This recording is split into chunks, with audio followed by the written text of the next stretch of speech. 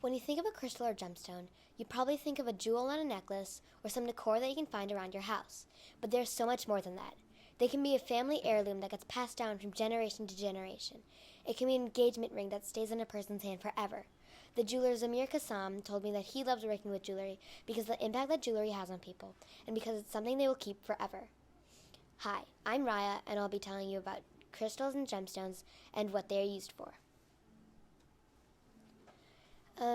Crystals and gemstones are much more than some decoration that you can find in your living room. They have different uses depending on what type they are. For example, diamonds are used for drills because of how strong and hard they are. Let's talk a little bit about diamonds and how strong they are. Diamonds are almost indestructible, and only a diamond can scratch another diamond. And people use diamonds in their engagement rings so that they can last forever. To carve a diamond, you have to chisel it down with, you guessed it, a diamond. This leads me into another thing about crystals and gemstones, the impact that they add to our lives. For example, they have been used for calming people and making them happier throughout history. Different cultures use them in different ways. One way that crystals are used, some people believe that if you wear certain crystals on certain hands, on certain fingers, then something good will happen. Have you ever heard of a record player? At the end of the needle that plays a song in the record player is a diamond. The diamond bounces on the ridges, creating sound.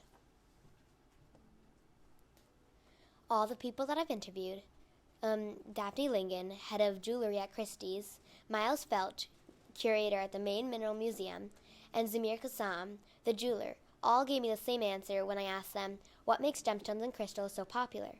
They said it's because of how it's found under our feet in the world that we live in, but they're still so out of this world. I guess great minds do think alike.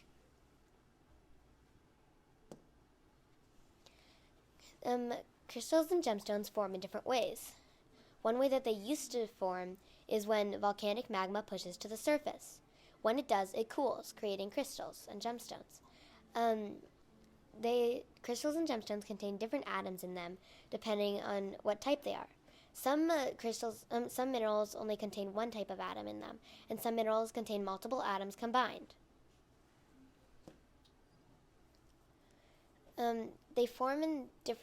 Crystals and gemstones form symmetrically. They form in different ways depending on depending on the type of crystal that they are, depending on the type of gem that they are, the type of minerals inside them, and the type of atoms in them, and the type of conditions that their environment is in. In fact, caves are the best place for crystals and gemstones to grow. People also cut minerals in certain ways, like this emerald cut light of Africa, which was sold for over $20 million. Over the process of my research, I found a lot of fun facts. Some of them were interesting and some of them were just cool. I will be sharing them with you. Did you know that an amethyst is really just a purple quartz? If you don't know what a quartz is, it's the type of mineral that is used for your kitchen countertops. Some people that identify the properties of crystals and gemstones use something called a loupe. Loupes are used to look closely at the characteristics that the minerals may have. Daphne Lingen told me that she uses loupes to look at how to price the gems that they sell. The most expensive colored gem in the world is the ruby, but that really just depends on how big, how beautiful the gem and how beautiful the gem is. It also depends on what the gem is made into. For example, this tulip brooch, which was sold for over $800,000. There's 2,000 identified minerals in the world, but less than 100 are called or identified as gemstones, and 16 have gained importance.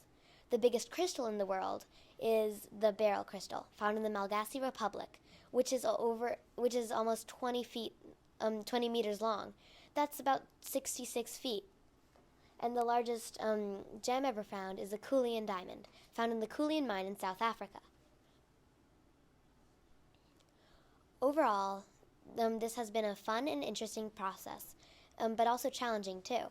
And I'm glad that my skills of researching and I'm glad that my skills for researching and interviewing came in handy, and I hope they'll come in handy again. For more information, visit my blog.